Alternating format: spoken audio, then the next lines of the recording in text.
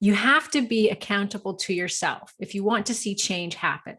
Oftentimes, we don't want to face reality with ourselves. I've certainly been there myself. About 8 years ago, I was not in a good place. My dad had just passed. It was a rough 3 years of taking care of him. I had an injury and I wore a lot of baggy clothes. The last thing I wanted to do was get on the scale. But after his funeral, I had had enough. I felt awful in my own skin. So I gingerly stepped on the scale. Come on now. No one hops on the scale. Saw the number, cringed, and thought, okay, game on. It's time to get the weight off. The next day, I started logging on MyFitnessPal. I weighed in once a week with about a 1 pound loss on average. I took measurements as well. It's not glamorous, sexy, or quick, but it did add up week after week. That was from a blog post from my guest today, Pam Sherman. Pam Sherman has been a coach for 25 plus years, starting as a group exercise instructor and personal trainer. Along the way, she became a running coach and now mostly does food coaching with her clients and also teaches many workouts on YouTube, which I actually indulged in this morning, and we're going to talk about that. So welcome, Pam. Thanks so much for coming on the show. Thank you so much for having me. I've been hoping you would say yes for so long and that we finally did. I was so excited. Oh, well, you're just like the perfect guest for my audience. Like if for those listening to this episode, I highly recommend checking out the YouTube video. I'll have it on the blog post page so you can just watch it from there. But you need to see Pam. I was telling her before we started, I was like, you are what I strive to look like when I am your age. So, Pam, can I tell your age? Yes, of course. Yes. You are 54 years young. You look absolutely stunning. You got like the best physique going on. So you're obviously practicing what you're preaching. And I did your 10-minute workout this morning, pulled a little bit of a hamstring doing so, which was so funny because Pam knew exactly what I had done. She was like, "Oh, was it the one-legged stands?" And I said, "Yes, that's exactly what it was." And she's like, "Oh yeah, it's because you were isolating the hamstring." But anyways, I did one of her videos. It was fantastic. You've got so many great videos on your YouTube channel, just like 10-minute, 20-minute workouts. And so I'm going to, link to her YouTube site so you guys can go check it out as well. But Pam, let's start with your crazy story. Like you have a really intense story. So I just would love for you to share it with the audience. I do. Well, I will tell you my crazy weight story and then my Sure. crazy story. Okay.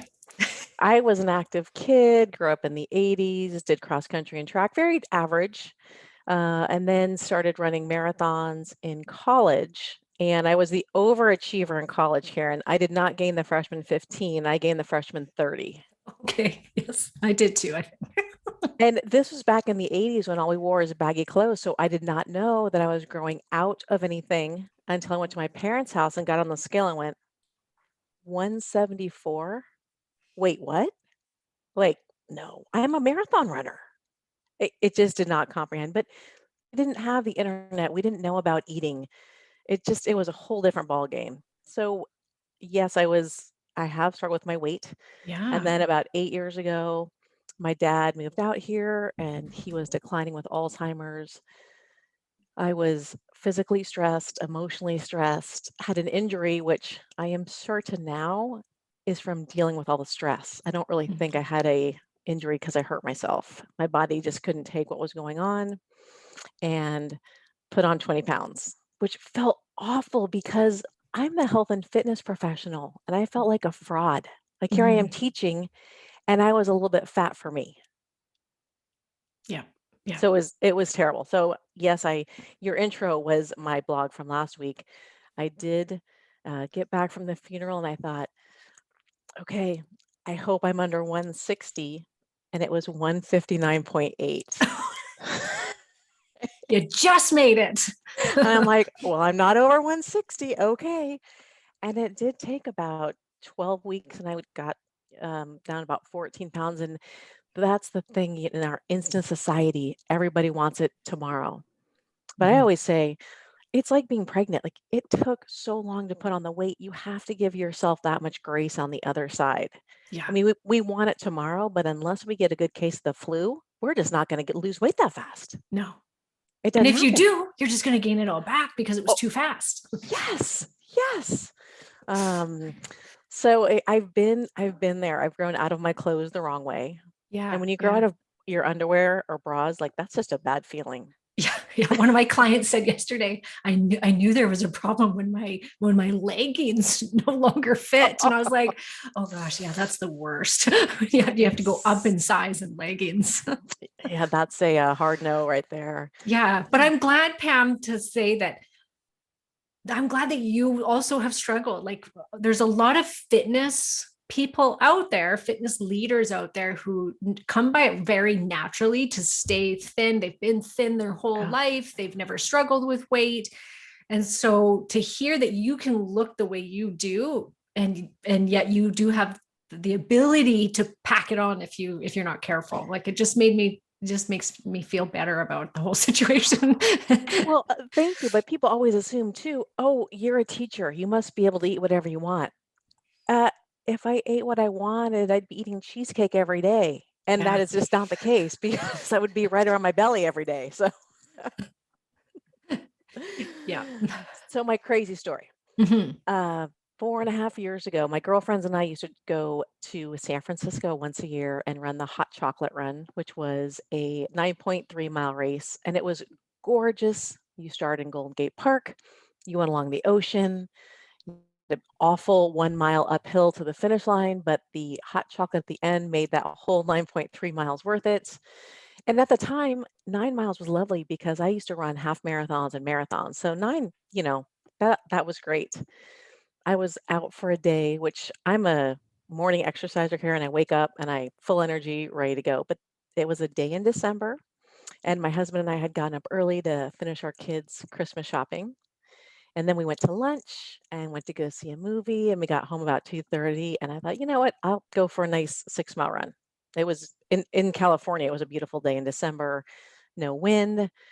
Left. I looked at my Garmin about 2 miles out and went, oh, great. I'm on, 8:15 pace. I felt great. And I was running on the sidewalk. I'm a very safe runner. And a car whipped out from a parking lot. And all I could do was put my hand out and scream. And because I screamed, I face planted, my teeth face planted into the windshield, and I left a tooth there. But then your brain goes night night. Thank goodness our brain goes night night because I don't remember anything except Oh, for waking up rolling on the road, which is very crazy. surreal because now it's more scary than at the time. Because at the time your brain goes into survival mode. And it was just I have two kids who played soccer, and there was so much concussion talk always that my brain went, you probably shouldn't stand up. You might have a concussion. Safety. So I just crawled back to the sidewalk. And then people stopped to help me. And then, the fire department came. I lost 3 teeth in the road that day, full Oh, en wow. route from the teeth. Oh. Um, and your mouths bleed a lot. It was really yucky. Oh. I mean, these people Yeah. stopped to help me and gave me a towel, and I'm like just gushing from my mouth. I'm like, "Are you sure?" I'm like, "Please, Yeah, take our towel." yeah. Um, but here's the thing that I'm so passionate about now is I had started strength training in 2014, and this happened in 2017.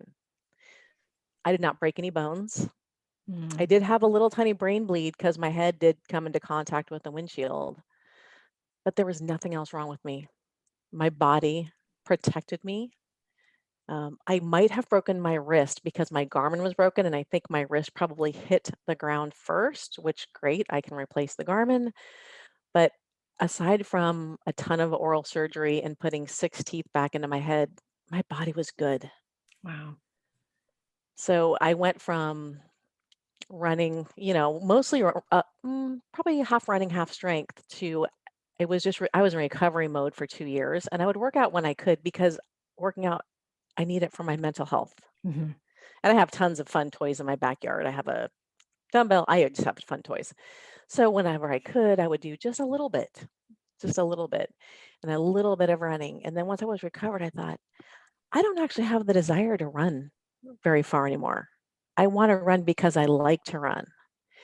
And running served me when I was younger as a coping mechanism because I grew up in a crazy family. So it was my safe place to go. And now I'm not really having to deal with that. So I run because I like to be outside and it makes me feel good. And it's not like running for an hour just to try to deal with the situation. Mhm. So I changed a lot from a ton of running and a little bit of strength to I do strength 5 or 6 days a week with always just a little bit of running like for a warm up. Mhm. So for me, and I feel like I've heard this a lot, but now that I'm seeing it as I get older, it's not about doing more. It's about being better. More Mhm. is not better. Better is better. So the Mhm. 10 minutes you did, I did not stop one time. We went from one muscle group to another, to another, to another. So when I created my YouTube channel, I wanted to make workouts that anybody could fit in. Don't give me the I don't have time. Everybody has 10 minutes to work out. Everyone does, yeah. Yeah. So really, my focus now is more on strength. And I don't know if you saw Terminator 2 Oh 100 years gosh, ago. yeah, that was a Okay. long time ago. I think I did though. So there was no women doing strength training back then. And the woman was so buffy. And she did a pull up. I have never seen a woman do a pull up. So I wanted to do a pull up forever, but women didn't go to that part of the gym. And it wasn't, we were on the Stairmaster, Yeah, we're yeah, of taking course. classes, right? That's Yeah, what we were fitness, doing. yeah. Yeah. With the G strings. My mom was a fitness instructor. Yeah, I'm In sure. 1997, when I started, that's all that we wore. Why we thought that was a good look? Oh, I know. Like just one other area that we could sexualize women in, right? Like let's put the leotards on and the G string right up your butt. I remember my mom having like a lace one because we used to dress up in them as kids and this pure lace one. And it looked like lingerie, but that was her workout, her aerobic outfit. I did not have lace, but I am super thankful there was no iPhones back then because there is no recorded vision of me teaching in the I'm sure you G-string. looked good in your G string, Oh my Pam. gosh. I was pregnant when I first started teaching. I did not look good. Oh, so do you see why the accident happened then? Like, do you feel like that was for purpose? Yes, I feel like it happened for me and not to me. Wow. I was always that teacher who had 6-week challenges for my students because I knew that they wanted to lose weight. I wanted to help them. So they would turn in their food journals to me even 15 years ago. And I didn't know anything then, but I knew to tell them not to eat the waffles off their kids' plates or finish their goldfish, right? Okay. I mean, I knew when you're hungry, have an apple. Why don't you add veggies to your meal? Like, I knew the basics to help people out. And I always felt like when I first started, I was not great, but by the end, I was a great instructor and I knew I could do more, but I didn't know how to do more. Like I could be on DVDs and videos, but how do you do that? I have so much knowledge. I didn't know how to be more. So my accident happened. And I remember I met with a gal who created my website and she's like, hey, because I was going to write a weekly newsletter. Can you write something up when people sign up for your newsletter? They should get something for free. And I was like, sure. So I was right. My daughter would come home from work or from school, and I'd write for like an hour, and then I'd get a little headache. Stop, write for an hour. I eventually turned it into her. She goes, "This is a book." She goes, "I just wanted like your 10 best tips." I'm like, "I could do that in 1 minute." Like, so she helped me self-publish 7 books on Yes, Amazon. I forgot to mention that. Sorry, What? that wasn't in your bio that you wrote me. Yes. And it was just my real life experience. Mhm. And then I helped my daughter's team with training for her soccer team. And then I'd come and do strength once a week, and they would tell me what they would eat. And it was awful. So I wrote nutrition for athletes, mostly for high school age kids. Like Taco Bell is not going to serve you when you have a weekend tournament. When let's look at fuel instead of just fun. Mhm. So all my books just really came about naturally. And then my workbook, which I sent you, Mhm. was because women have to think beyond I want to fit back into my clothes. You have to think of your why. You have to think of short-term goals. You have to think of how to say no to people because people are awful food pushers. Yeah. When you eat differently, it makes other people uncomfortable. Yeah. Same with drinking, Oh I my find. gosh. Yep, it sure does. And we can dive into that anytime. Let's do it. Okay. So in my 40's, I remember distinctly, I have a friend actually in Canada, and I remember telling her, how old am I going to get before I stop binging on the weekends? Yeah. And I would only binge because I would have 2 beers, 3 very rarely because I was such a it's a bad word, but clean eater. I don't eat Mhm. processed foods, but my body could not handle alcohol. And it always sent me to overeating, which always sent me to food regret the next day, to thinking I'm going to do better next weekend. And I just couldn't break the cycle because I wanted to enjoy a couple beers with my husband, or if we go out with friends. It just never ended well. I couldn't get myself out of it. And one is no fun. I couldn't just stop at one. No. I'm a woman, it's all or nothing, Yeah. right? Yeah. Yeah. And then after I got hit, I couldn't eat solid foods for 3 months because I just was in a ton of pain. So I had, Greek yogurt and oatmeal and actually a lot of the baby foods, which are really delicious right now, homemade soups. And I had to have 5 pretty major oral surgeries, and drinking Wow. was the last thing on my mind. So after I got all my teeth back in my head, I thought, I don't miss drinking. And what I really don't miss is how much I used to hate myself the next day. And I don't drink anymore. And I'm still fun. I Yeah. still have a great time with my friends, but it makes other people very uncomfortable. Yeah. There's the amount of social pressure is just unbelievable around alcohol. Yeah. Really challenging. It took me literally years to stop. From the time that I wanted to stop, it took years. And the same thing, Pam, the guilt that I would feel the next day. And I was always, I didn't stop at 2. I was a lot more than that. Countless. Like I don't remember. It was a blur, but it was a lot more than 2. And it was like horrible hangovers and going, I feel so bad. And yes, then you start overeating because nobody ever, even on a couple drinks, you don't feel like eating the broccoli and the lean chicken or whatever it might, like a healthy meal or a salad, or no, that was when I ate McDonald's. It was the only time I ate McDonald's was when I was severely hungover. I'd go for the filet o fish, the milkshake, and the fries, and just it was like the best thing ever. But you can't expect to continue to do that every weekend and yet yet we all do, or so many women do, Yeah. the weekend warrior, right? You're so clean all week long and you're eating Yeah. and you're exercising, and then you go pound it back on the weekends and eat like crap, and it just doesn't work, does it? Well, it doesn't work. And it was a weird paradigm where you're so good, but and you don't deserve that because you deserve to feel like shit. No, you don't deserve to feel like shit. Mm-mm. Am I allowed to swear? Sorry. Yes, you Okay. are. Yeah. Okay. It was a very hard dynamic, and thinking what I really deserve is to be my true authentic self and feel great all the time. And I've actually, when I have one-on-one clients now, I've had many of them go, "Wait, you don't drink at all?" I'm like, I don't. Mm-hmm. I'm not saying you don't have to, but I'm telling you this, on your weight loss efforts, it's not your friend.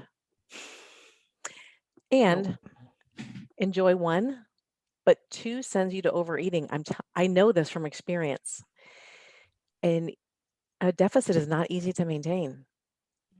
Choose that one wisely, but don't go to 2 or to 3 because you will not reach your goals. No.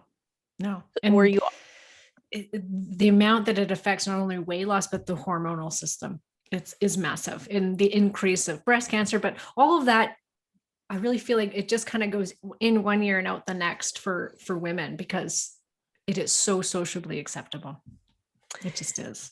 it is, and I've obviously listened to many health podcasts, but are you familiar with Maria Emmerich? I don't know. Maybe. Oh, okay, What does she, she's a big keto gal, and I've heard of her on Everyday Wellness. Um, she has an amazing keto bread that is made out of egg whites and egg white protein powder that is reminiscent of Wonder Bread oh, wow. and amazing. But she explains it in a way that when your body is processing things, it has to process the alcohol first. So say you have wine and then you're out to dinner and have appetizers and then you have a dessert. Like, it's not even getting to the dessert because it has to process the wine and the appetizers first and then goes, like, it is so hard, especially as we get older, to metabolize that and get to where you want to be if you drink. Yeah. Yeah. And when it comes to weight loss, like I heard this one woman on her blog post say, we'll do anything for weight loss, women. Like, we'll eat organic and we'll do keto and no carbs and fast and work out like crazy. And we do all of these things, but don't take away my wine. Don't take away the drinking on the weekend. There's even like drinking yoga now, like these ridiculous things that she was talking about. That's like, that makes no sense. We're so hardcore with our health in so many areas, but then we completely throw it out the window when it comes to the drinking. How did you finally kick it? My daughter was born. I had quit prior to her, because I had wanted to, right? And it took me a couple of years, and I was with a boyfriend that was very verbally abusive when he drank. And so I said, why don't we quit drinking? And so to have him do it with me made it a lot easier. So we decided to quit for a month, and I decided to keep going after that. And then after a year, I started dabbling back into it, got pregnant with my daughter. And after she was born, I kept dabbling a little bit, never to where I was before. And then I realized if I didn't stop, she would then drink. And I knew that, like, with every inch of my body, I was like, this is the kind of thing gets passed down. And I had a lot of sexual abuse happen to me because of drinking. I put myself into really, really bad situations and had some terrible things happen to me, very traumatic. And I know that those things wouldn't have happened had I not been drinking, or the person that was doing it to me had been sober. It wouldn't have happened. And I knew that my daughter would then go through that. There was a higher chance. So I thought, I have to lead by example, and I quit. And that was 13 years ago. Do you miss it at all? Never. Me neither. No, because Pam, I'm like you, where now I cannot handle feeling suboptimal. And Yes. Yeah. And the older I get, the more I'm like, okay, sleep is huge. One bad night of sleep, I'm a wreck. Same. Yeah. And it feels like you're hungover. Doesn't it? When you haven't slept, it's like this is what it feels like to be hungover. I remember this, and I just want to eat like crap. Yeah. And then adding on the hangover from the alcohol or the food hangover, I'm like, that is a hard no. I never want to feel that again. No, I don't. And I think once you get past that hump of, oh, this is so part of my life and part of my social activity, and people are very uncomfortable because I'm not drinking. Like, I mean, people would hammer down on me all the time, like, you're so lame, and come on, have a drink, Karen. And even my husband in the beginning was like, oh, I love when you drink. And I was like, do I tell you that you should not drink? No. So don't tell me I should drink, because I would do it occasionally with them, right? In the beginning of our relationship. So yeah, it was, once you get past that, then you start to just be like, I do not want to feel that way again. And you get to the other side, and then it's like, you don't care what anybody thinks. Well, no, and it's a whole different perspective. We were just back in Kansas for a wedding, and it was like a 2-day event, and there was a lot of heavy drinking. Saturday, the day of the wedding, starting with mimosas and Bloody Marys at noon, literally all day. And I can't tell you how many times I'm like, nope, I'm good. No, thanks. No, nope, nope, nope, nope. I'm like, I don't know how these people are functioning from 12 to 11 non-stop drinking. And I got up Sunday for my flight, and I was a little bit tired, but I was like, I am so happy that this is my life now, because to be a little bit tired is okay, but and as I get older, under my eyes, I get huge puffy bags. Like, I don't want to look like crap and feel like crap at the same time. Yeah. But it was, and when the few women that did ask me, I'm like, I stopped, and I really I said, I like myself so much more now that I don't. Mm-hmm. Yeah. And they're like, oh, yeah. Yeah. It's so much more authentic, right? And I don't judge. So for all you listening, Pam and I are not sitting here judging you. We've been there, done that. I was a very hardcore alcoholic, drug addict. So I do not judge. No. It's just, if we can shine some light on it for some of you, because I know how many of you do want to slow down or quit. Like I'm told all the time by clients, I don't think I should drink this much. I don't want to be drinking this much, but this is what I do with my husband, my partner, whatever, and I'm like, okay, well, let's just try and replace it with something, or, try and cut down or whatever it might be. But I just know that there's a lot of people that are interested in quitting and they find it challenging. And I would say I did have a client, she's in her 60s and she was frustrated with her slow progress on the Mm. scale. And she came, I never suggest this. She came to the conclusion, Pam, I'm going to stop drinking for a month. She dropped 7 pounds. Yeah. She did not change her eating because her eating was spot on. And she's like, wow, Mm-hmm. I just love it though. And I'm like, well, Nancy, you are an adult. I'm never going to tell you not to. What I'm going to say is it's never going to help your weight loss efforts. Mm-hmm. So if you can't just have one and then stick with bubbly water or water, I would say none. And Yeah. choose your occasions. It doesn't, she was drinking every night. Like it shouldn't be every night for anybody for long-term health. Mm-hmm. It should not be an every night thing. And my husband actually works for Mark Anthony Brands, which is Mike's Hard Lemonade and White Claw. Um, and he loves to drink and he doesn't care because I'm like, I'm your DD for life. Yeah. So he's like, you, and he looks at me, he's like, you didn't drink anyway. You don't like, for him, I did not drink, but for me, my drinking was a problem. Mm-hmm. Mm-hmm. And even back in Kansas, there was a shuttle service from the hotel to the wedding. And a couple people said, oh, are you guys going to take the shuttle service? And I'm like, no, I'm not drinking. We can leave anytime. And they were like, what? What? It's weird that it's such a shocking thing. And Yes. alcoholism runs in my family. Both my brothers and my Same. dad are alcoholics. So if I said I'm an alcoholic, people would totally leave me alone. But when I say I just don't because it doesn't serve me, people don't get that. Mm-hmm. Mm-hmm. Yeah. It's pretty bad that we have to justify not drinking. The peer pressure. And Yeah. there's a couple, we go out to, a couple that we've been friends with forever. And we've been together with them maybe 6 or 7 times since my accident. And every time the wife goes, are you still not drinking? And we still have a great time. I'm like, no, I don't want to. Yeah. And she is one of who loves to drink. So it's beyond her comprehension how Yeah. somebody could not want to drink. Yeah. And she wants you to, so that she doesn't have to feel guilty about it. Yeah. And I'm like, you guys, I will drive you home anytime. Like I'm happy to be the driver always. We still have fun. We still catch up on our kids. We still enjoy each other's Mhm. company, but it is awkward for the woman a little bit when I don't drink. Mhm. So no weekend worrying, worrying, however you say that. That's definitely tip number one from Pam, Yes. is the drinking does not help with your weight loss efforts, or your fitness efforts for that matter, right? Well, and I had about 10 pounds that I wanted to lose throughout my 40s that it doesn't matter what your deficit is during the week. You drink and you eat like an idiot on Friday night, you'll never gonna lose. Mhm. Mhm. Yeah. Ugh. So you talk about, you had mentioned something called finding your own body clock. What does that mean? Yes.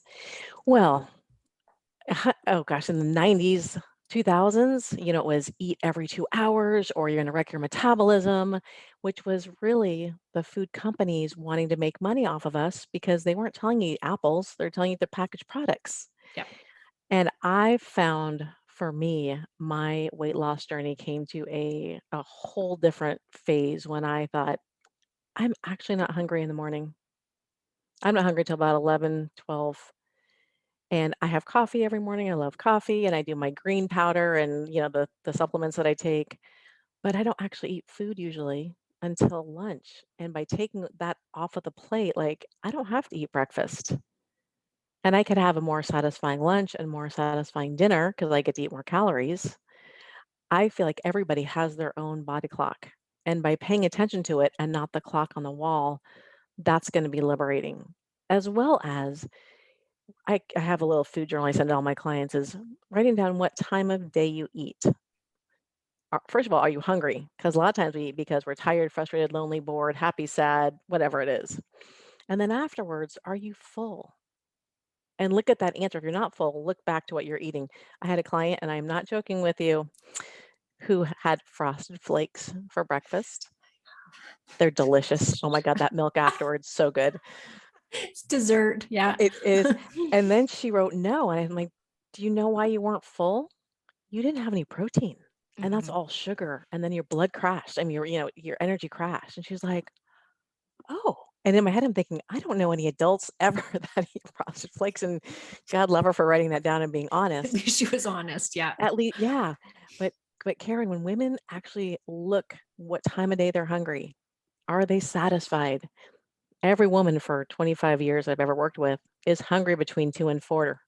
Guess what? Oh, always. You're tired. You've been up since 6. You've done 800 things between 6 and 2. Take a 15-minute nap, go out for a walk, pet your dog, do some meditation, make a cup of coffee or a cup of tea, and just relax. Right. Yeah. You want to dive into crunchy and chewy. That's not going to make you less tired. Your body's tired. You just need to rest a little bit. So paying attention to your own body clock. And some people, they eat late, that works for them. Some people eat early, great, but it's different for everybody. And it might not be the same as for you as for if you have little kids at home. And that's okay. You can still sit down with them and eat at a different time and still talk and, catch up on your days and stuff. But tuning in and seeing what are you feeling? Because I know, and you know this, Karen, women are emotional eaters. And every woman I've worked with is like, Pam, you just don't understand. I'm an emotional eater. I'm like, Yeah. I'm a woman too. Yes, I do. I'm like, let's log. Let's go for a walk. Let's call a friend. Let's paint your nails. Let's feel your feelings. Because when you eat your feelings, they're still there. And like Shrek says, better out than in. You want to get those feelings out. You just don't want to eat them and have them stay inside. Yeah. I get often the why is it that I know what to do and what to eat, but I can't stick with it? So, what's your answer to that? Women have a very hard time eating enough protein. Yeah. Why When is you that? Because we are, I go back to the caveman time where the Yeah. men, they have the big brontosaurus leg. Women are not naturally huge meat eaters. And we've been told forever, have your 3 ounces of chicken. Mhm. That's not enough. What I tell my clients is you need at least 25 grams, if not more, of protein at every single meal. Now, whether that's Greek yogurt, if you can do dairy, more meat. I love Maria Emmerich's bread because you can have bread, which is all protein, along with your, like, I had chicken salad today for lunch, some of that on top of the bread, protein and protein. That's a yummy way to get protein in. But 6 ounces of protein for most women, that's a lot at one time. Now, 6 ounces of um, double baked potato, delicious and yummy, or tater tots, yes. Frosted flakes. Oh, flakes, yes. But I think they have incomplete meals. So they're always looking to eat because they're not really full and satisfied. When you eat enough protein, enough fiber at a meal, you shouldn't be hungry for 4 to 5 hours. I mean, there should be Mhm. a long time. It's not like an hour later you're looking for something. And if they are, I would say, have you had any water? Because it's really, if you're not drinking enough water, you might think you're hungry as well. Do you find the same thing? I find not so much with the water. I haven't tuned into that. I probably should, but I also drink a lot of water. So I'm not sure if I would notice, but I definitely find if I don't have some form of animal protein in a meal, I'm hungry very quickly afterwards. And, like this morning, I had no eggs, I had no leftovers from dinner. I was like, oh, shoot. And I had about 5 minutes to eat. So I was like, well, I could just have a piece of like gluten-free toast with some peanut butter on it. But I was like, but I'll be hungry in 10 minutes. And so I opted for some cheddar cheese and some like sandwich meat on top of some gluten-free bread. And I was like, this is going to have to deal. But I'm Yeah, very aware of that. And I think that right now, like women, we're being told so many different things of how I we know. should eat. And it's really, if you have to get that protein in there, that's just across the board. Like I think it doesn't matter what diet you follow, you got to put some protein, you got to get the protein in there and up. Well, and there is everything. There's the vegan, right? And the Yeah. keto. And in my experience, the I do not know one woman who does the high fat keto who loses weight.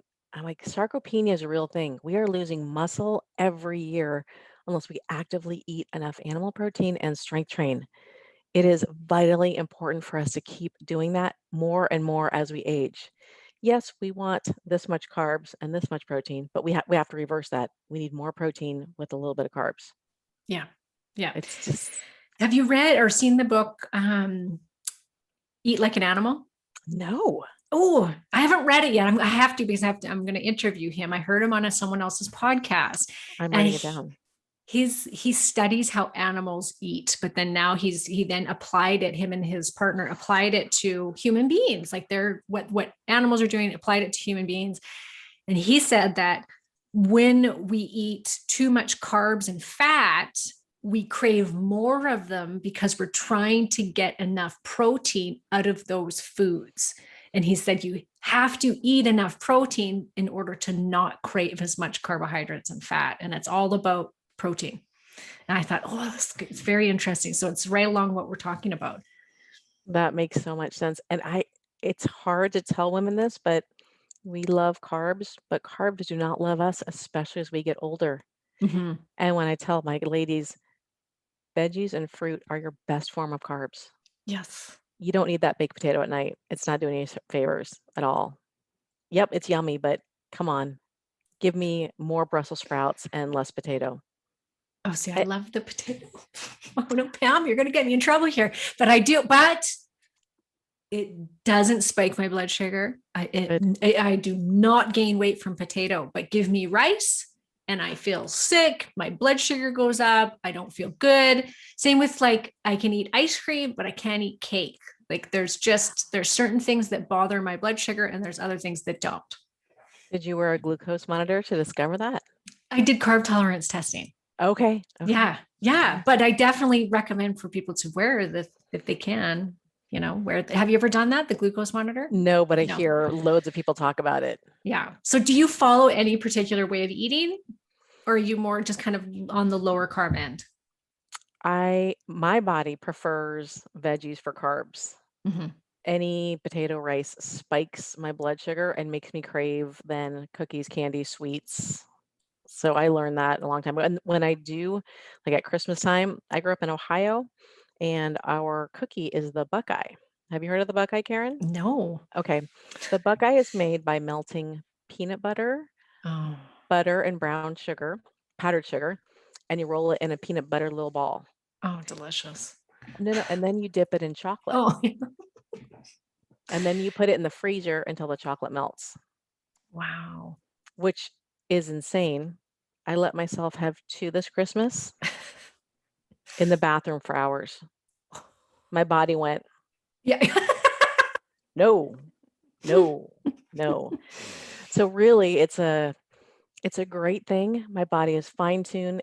My style of eating is I try to get 35, 40 grams of protein per meal and a little bit of veggies. I found as I'm getting older, I can't handle a lot of veg. I'm finding that too. And I used to be like, I would call it BAS on social media, big ass salad, show my big ass salad, make every night for my family. I'm like, I can't do that anymore. It's not serving me. I can have a little bit, but protein-based meals for the most part, a little bit of fruit. My body does not like fat. I've always known that. And I just heard somebody else talking about nuts as a carb and a fat. And I've never thought about that. Yeah. Cashews, pistachios, they're high in carbs. Yeah. And fat. Yeah. So I don't eat really processed foods. Coffee is a food group. I do have probably 3-4 cups a day, but I have a lot of milk in it. So maybe 3 or 4 lattes a day. Lots of water. Bubbly water started to upset my stomach, so I don't do that anymore. I'm boring. I eat protein and a little bit of veg. But that's great. I think that that's important for everybody to hear because I think we do need more animal protein in our diet as we age. But here's a great thing, Karen. I don't get cravings. Mm-hmm. I don't want to overeat. I don't want to binge. No. It really keeps my blood sugar very stable. I'm super satisfied. Before I ate this way, I remember just like gutting it out, going to bed hungry, just going, I'm not going to die till I get to the morning. But now I'm like, I'm so full after I eat. I'm Yeah. okay. Yeah. And then if you're not, do you usually turn to the protein first? Like, okay, if I'm or with your clients that are struggling with that hunger and they're trying to be in a caloric deficit, do you first go to then, okay, increase your protein? Absolutely. Yeah, same. Increased protein, and after dinner, kitchen's closed. Because Right. you're reaching for the crackers and the cookies and the pretzels at 9 o'clock at night. You're not grabbing No, for the turkey breast. no, So definitely not. I'm like, actually either throw out your snacks or make a big neon sign for yourself that says kitchen's closed. Yeah. It's true. That's a hard thing for a lot of women, the late night eating. I don't ever late night eat, actually. But I notice if I don't eat enough protein at my dinner, I go to bed hungry. Yeah. So protein's it. So let's talk about working out now that we've kind of got the food, we got the how to eat, don't drink if possible. And now where you shine, the fitness. What is the best form of fitness for us as we age as women, as perimenopausal and menopausal women? What's the best for weight loss, the menopause belly, to not trigger more hunger, everything like that? Well, I will tell you that I'm in full on menopause and full on taking hormones. I have a funny story about Great. taking hormones. Yes. So I started seeing my doctor and I was not in menopause yet. And she takes blood work every 6 months. And then the next time she's like, oh, you're in full menopause. But I had an ablation 13 years ago. So I haven't had a period. And so I was like, okay. She's like, we're going to keep your body regular. You're going to be on testosterone, progesterone, estrogen. Wow. Like, Good doctor. great. And then I started feeling, you know what? I don't like taking things. I want to be natural. So I went to an herbalist and I brought in my medication. She's like, oh, yeah, these are terrible. You shouldn't be taking these. I'm going to prescribe this and this and this. So I threw those out and I started taking her things. And this is pre-COVID. My husband used to travel a ton for work. And for 2 weeks, I was depressed. I was not motivated. I was not myself. I'm positive Pam. I'm happy, snappy. I like to be productive. I like to work. I could not get up off the couch. And it was after the second week, I was like, hey, you dummy, you need to be on hormones. Your body wants to be in homeostasis, and these natural things are not doing anything for you. So I went back to the pharmacy and I said, I will, because I called them. I said, hey, I'm going to go off of these. And they're like, we don't recommend it, but you're an adult. So I went back and I said, I will never stop taking these again. Could I please have my supplements back? And I have been happily on them ever since. Thank goodness. So are you on estrogen, progesterone, testosterone then? On all three? Mhm. Great. Yes. And so that's probably why you look as good as you do as well. Like you eat well, you're optimized your hormones and you exercise. So you've got the whole package going on. And I think it's important for women to hear that and for us to do it.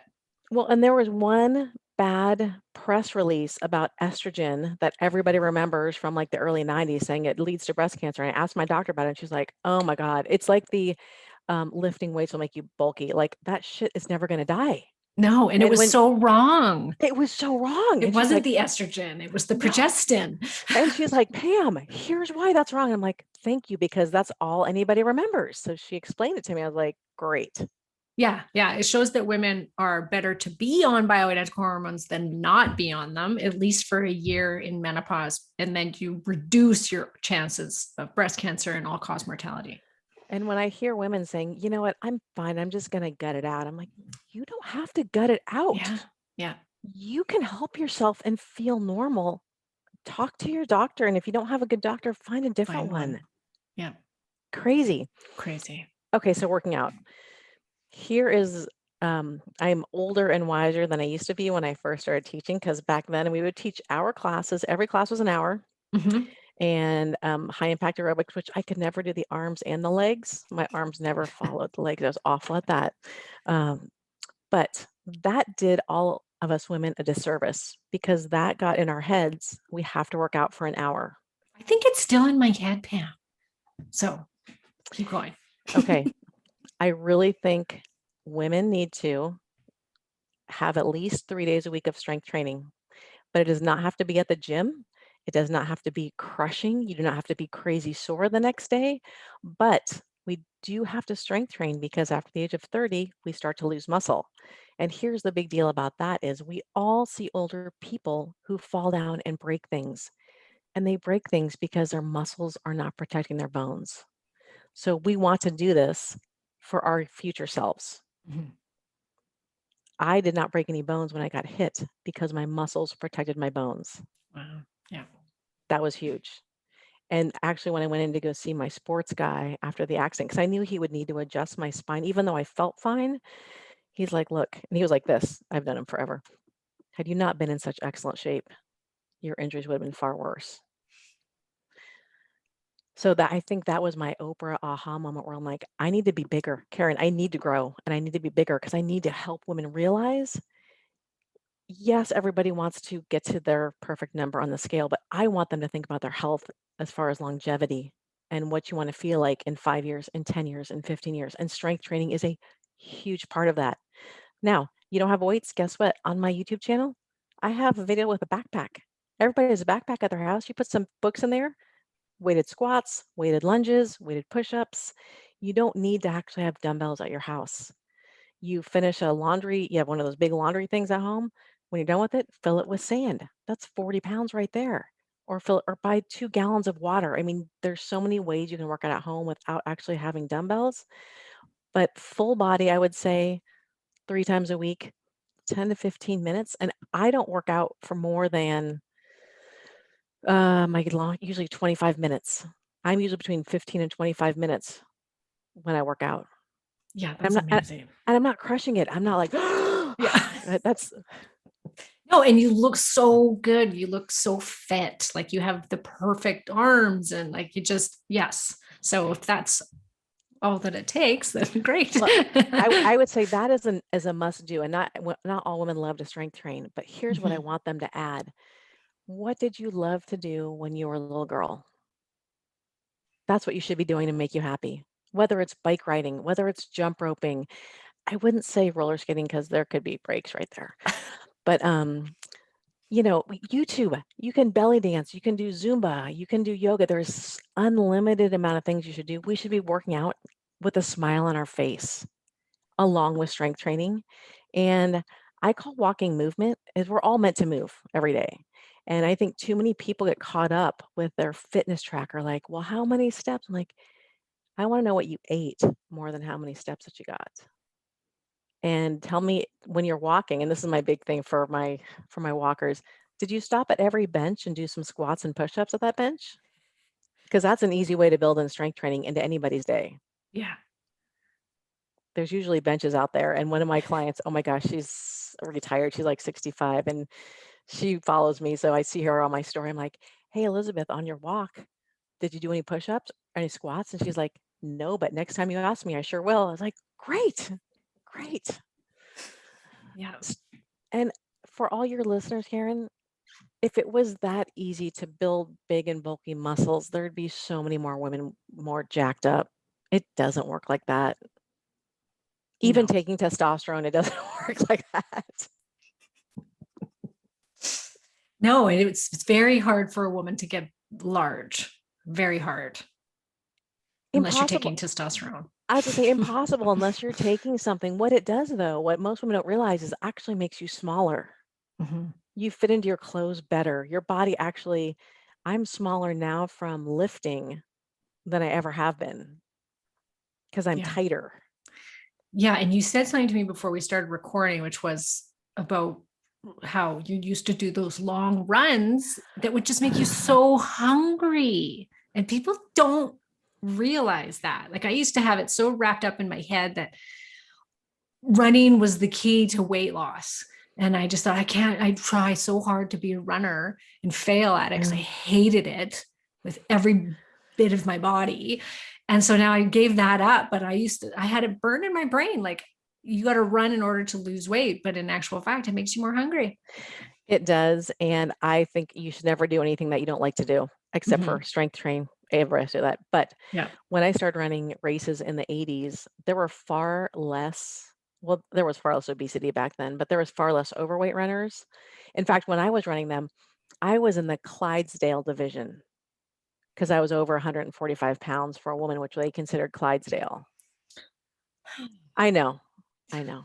I mean, it was the 80s. When I was doing half marathons in the early 2000s, I saw way more heavier female runners. And I'm thinking, oh my gosh, running is never going to be your ticket to weight loss because you can't not come back from a 10-mile run hungry. And you very rarely know how to make those exact. Your body wants carbs. It doesn't want protein. Mhm. And so I gained weight every marathon that I ran during training because I was hungry. Yeah. And so it is definitely not the ticket. In fact, I have a woman who I have a Facebook group called the Perfect Balance Tribe, Yes, I was going and to ask you about that. it's a community, like you have your community of people that I want to lead and inspire on their journey. And I just tell them the no nonsense stuff.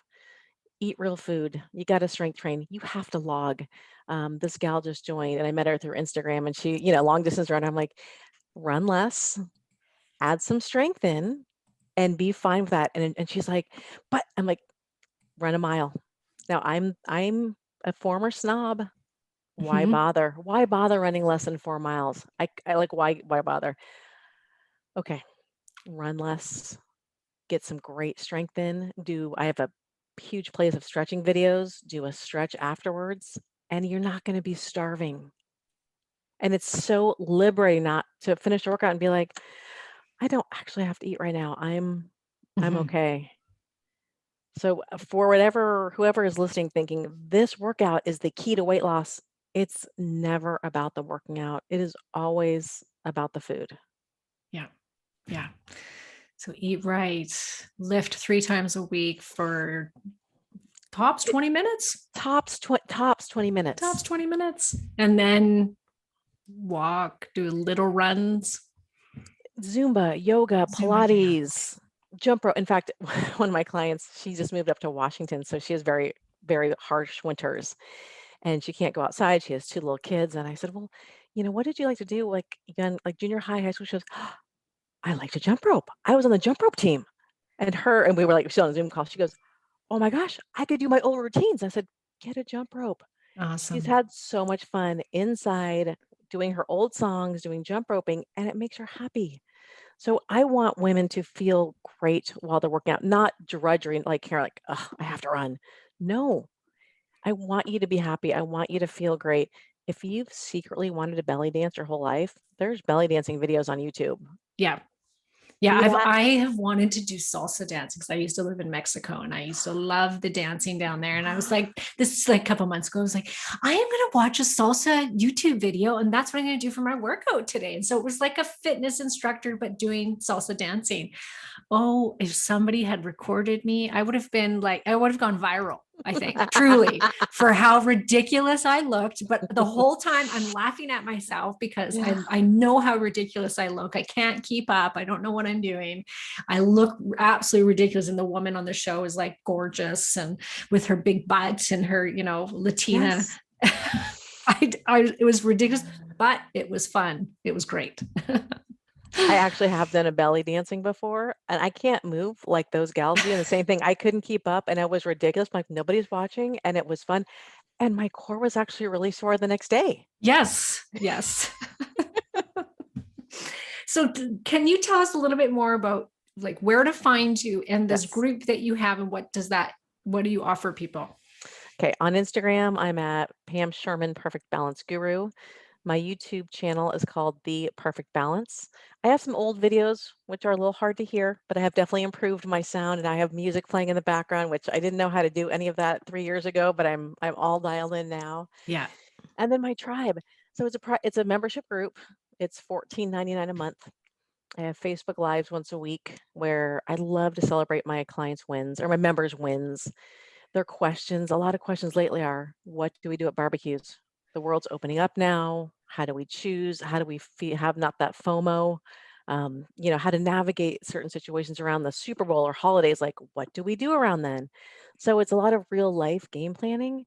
And I have been doing this for 25 years, so I could talk all day, every day about really anything health and fitness related. So if people don't have questions, I'm like, hey, here's how we can manage barbecues. In fact, I just talked today about, let's talk about nutrient dense food and how that's going to keep you more full than any processed foods. Like I'll just jump on, a couple times a week, just a sporadic live, but my lives are Fridays at 8 a.m. Pacific time. I post daily inspiration. I have contests. Um, Highly encourage them to balance. We didn't talk about balance, Karen. We lose balance like muscle as we get older. So this month, I'm like, let's put one hand behind your back, put one hand out, lean forward, try to touch the couch. Do that 5 times each side every day. You will notice a dramatic difference. And that's also why a lot of elderly fall, because they don't have balance. So let's work Yeah. on that to prevent what's going to happen later on. I actually have a video library. When I first started the tribe, I did live videos, and then the members felt guilty when they couldn't make them. So I stopped doing live videos, but I have a video library of no more than 15 minutes, yoga, strength training, and stretch Great. that's available. And I know there's still, like we talked about, it doesn't have to be an hour. Fit in 15 minutes, because you will feel better when you move your body, and you don't have to crush yourself to do it. No. Perfect. I love it. That's great. I love the sound of the group. I It's love really fun. having the membership groups. I have one myself and it's been going for 5 years. And it's so nice to have that camaraderie with women and talking about this kind of stuff. And they feel less alone, because I think everybody is on their own island thinking, nobody knows what I feel like. And Yeah. then you talk about it, and it was like, oh my gosh, I feel the same way. I struggle with that as well. I mean, Yeah. we're all in the same boat. It's just, I've made every mistake out there. You've probably made a lot of mistakes out there, and we're at a different side. But now we can help our people by going, this is what I did. I did everything wrong. Let me help you. Please don't do what I did. Yeah. Exactly. Well, thank you so much, Pam. This has been a very enlightening conversation. And I love you. I think you're great. I'm going to keep following your videos because you're so easy to Oh, watch and they're great videos and they can fit into my schedule. I have no excuse. you have no excuse. And like I said, Karen, I do take requests. Okay. Yeah. Happy to do that. And so lovely to finally, I've been listening to you for a long time, so it's lovely Oh, to finally talk great. to you in Thank person. you. Oh, that's awesome. Well, thank you so much. And we'll have to have you on again because you've got lots to say, I can tell. Indeed. Thank you so much for your time.